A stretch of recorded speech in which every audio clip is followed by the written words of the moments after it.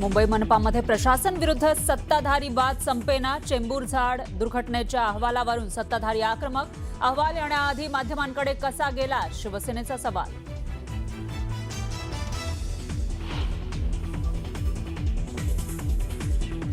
उपमुख्यमंत्री एकनाथ शिंदे पुन्हा दिल्ली दौऱ्यावर. मोदींच्या उपस्थितीमध्ये होणाऱ्या एनडीए घटक पक्षांच्या बैठकीला राहणार हजर.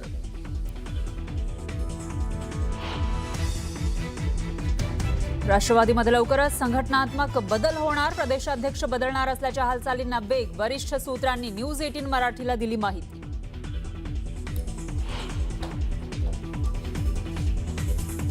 वर्षा निवासस्थानी जयंत पाटलांसोबत भेट झाली नाही. मुख्यमंत्र्यांच्या निवासस्थानावरील कथित भेटीच्या चर्चांवरून सुनील तटकरेंकडून खंडन.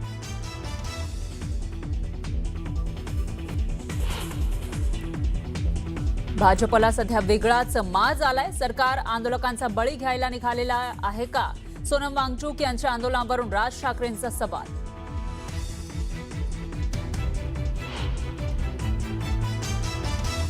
शिवसेना युबीटी खासदार संजय राऊतांचा मुख्यमंत्री देवेंद्र फडणवीसांना पत्र. रामरक्षा पठण कार्यक्रमाचं निमंत्रण देण्यासाठी लिहिलं पत्र.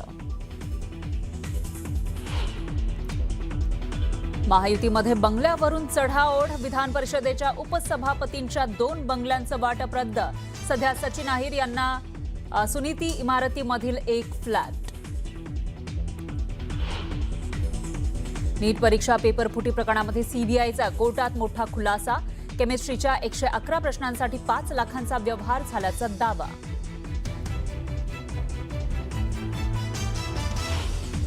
नंदुरबारमध्ये एका घरात बिबट्या शिरला. महिलेच्या प्रसंगावधानामुळे 2 चिमुकल्यांचे प्राण वाचले.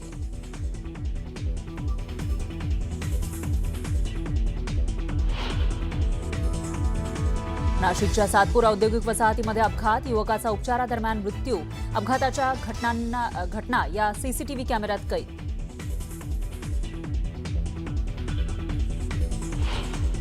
पंढरपूरच्या विठ्ठलाचे चरण होणार सुवर्ण जडीत. भक्तांकडून 56 लाख किमतीचे अर्धा किलो सोन्याच्या पादुका अर्पण.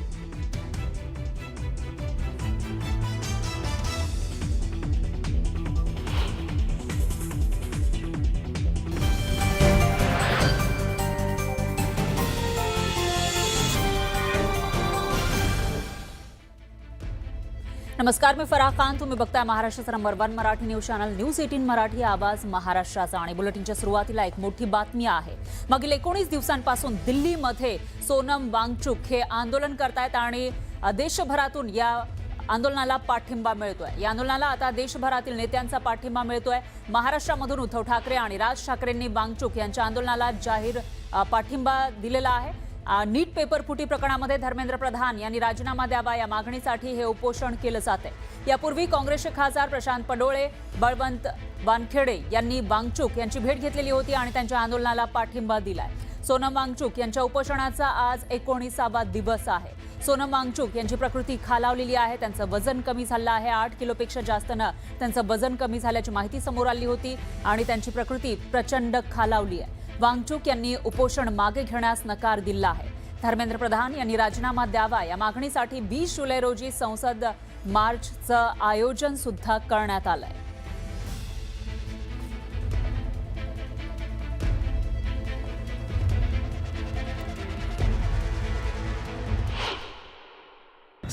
जुलाई 16 तारीख को मैं एक दिन का अनशन कर रहा हूं अपने ही घर से. इस अनशन के 2 कारण हैं. एक तो ये कि सोनम जी और उनके साथी जिस दर्द से गुजर रहे हैं, मैं उस दर्द से जुड़ना चाहता हूं. और दूसरी बात, हमारी सरकार से मैं दरख्वास्त करना चाहता हूं कि वो अपनी संवेदनशीलता को प्रकट करें. मेरी बस यही तमन्ना है कि उन्हें कुछ हो ना. माई रिक्वेस्ट टू हिम इज कि अनशन तोड़ दें. My request to the government is उनकी बात सुन ले. कोई हक से बाहर की बात नहीं कर रहा है इसमें. ये कोई सत्ता परिवर्तन की बात नहीं है. ये बात है स्टूडेंट्स के हक की, उनके फ्यूचर की, हमारे देश के फ्यूचर की. I would request our government to please listen to the voice of the people. राजकारण्यांना किंचितही त्यांची न दया न माया न आपुलकी, कारण त्यांच्याकडनं ज्यांना हृदय आहे ना, अशा कुठल्याही माणसाला वाईट वाटलं असतं. कारण मला असं वाटतं की आपण विचारधारा सोडा, म्हणजे विचारधारा वेगळ्या असू शकतील, राजकीय इन्क्लिनेशन वेगळे असू शकतील, सगळं वेगळं असू शकेल, पण कुठल्याही माणसाला 18-19 दिवस उपोषणावर आहे. लोकशाहीत उपोषण किती महत्वाचं आहे, प्रोटेस्ट सुद्धा किती महत्वाच्या, आंदोलनं ह्याला सुद्धा लोकशाहीत महत्व आहे. पण लोकांचा आवाज ठेचून टाकायचा, कोणाला विचारायचं नाही, हे जेव्हा आपण नेहमी होताना बघतो ना, खूप दुःख होतं. दरम्यान या आंदोलनावर उद्धव ठाकरेंनी काय प्रतिक्रिया दिली होती बघूयात. दिल्लीमध्ये जंतर मंतर येथे आपल्या अभिजित दिपके यांनी जो विषय उचलला तो अनेक युवकांच्या किंवा मी तर म्हणेन देशातल्या प्रत्येक युवकाच्या भवितव्याचा विषय आहे.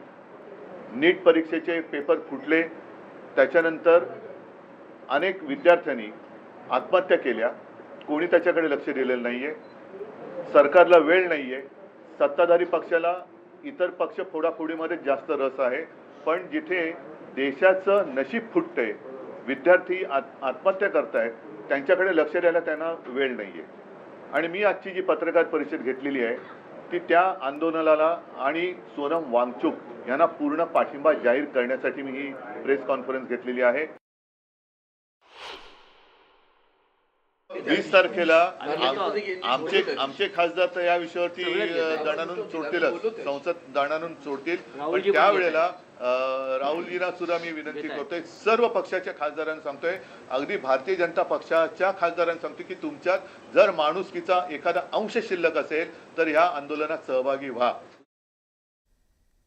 सोनम वांगचुक यांच्या आंदोलनावरून राज ठाकरेंनी सोशल मीडियावर एक पोस्ट केलेली आहे आणि सरकारवर टीका केली आहे. भाजपला सध्या वेगळाच माज आलाय अशी टीका राज ठाकरेंनी केलेली आहे. सरकार आंदोलकांचा बळी घ्यायला निघालंय का असा सवाल सुद्धा राज ठाकरेंनी उपस्थित केला.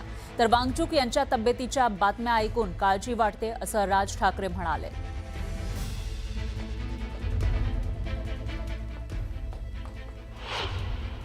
राज ठाकरेंनी आपल्या पोस्टमध्ये काय म्हटलंय ते आपण बघतोय. सोनम वांगचुक यांच्या तब्येतीच्या ज्या बातम्या त्या निश्चितच काळजीत टाकणाऱ्या आहेत. श्रीरामाच्या तिजोरी लुटली जात असताना शांतपणे बघणाऱ्या सरकारला नागरिकांच्या आंदोलनानं काय फरक पडणार असा सवाल त्यांनी उपस्थित केला आहे. एका चांगल्या मुद्द्यासाठी उभ्या केलेल्या आंदोलनाला चिरडणं, आंदोलनकर्त्यांच्या शरीराचे हाल करणं हे सरकारला सहज सोपं आहे. सोनम वांगचुक यांच्याबद्दल एकेकाळी भारतीय जनता पक्षाला आस्था होती. सोनम वांगचुक यांना 2018 साली रिइन्व्हेस्ट कॉन्फरन्सला बोलावून त्यांच्याकडून अपारंपरिक ऊर्जा इत्यादींबद्दल ऐकून घेऊन त्यांचं कौतुक पण केलं होतं. पण लडाखसाठी वांगचुक यांनी उपोषण आंदोलनं केली तेव्हा सरकारनं काहीही केलं नाही. आज वांगचुक यांची मागणी नीट परीक्षेचा झालेला गोंधळ आणि तो ज्या व्यक्तीमुळे झाला त्या मंत्र्याची हकालपट्टी करा आणि या परीक्षांमध्ये पारदर्शकता आणा हीच आहे. यात काहीच वावगं नाही. भाजपच्या सत्तेच्या काळात सर्वत्र परीक्षांमध्ये घोळ होत आलेत. मध्य प्रदेशातील व्यापम घोटाळ्यापासून ते नीटच्या परीक्षांचे पेपर्स फुटणं ते अगदी आता शिक्षकांच्या परीक्षांचे पेपर फुटण्यापर्यंत हे सगळं यांच्या काळात का होतं आणि ते झाल्यावर हे इतके निर्ढावल्यासारखे का वागतात याचं उत्तर सोपं आहे. ते म्हणजे हाताशी सगळ्या यंत्रणांना धरून आलेली अमर्याद सत्ता. आम्हाला कोणी प्रश्न विचारायचे नाहीत हा एक वेगळाच माज सध्या भाजपला आलाय. राजकीय किंवा निवडणुकांचा स्वार्थ नसेल तर हे सरकार कुठल्याही आंदोलनाकडे बघणार पण नाही.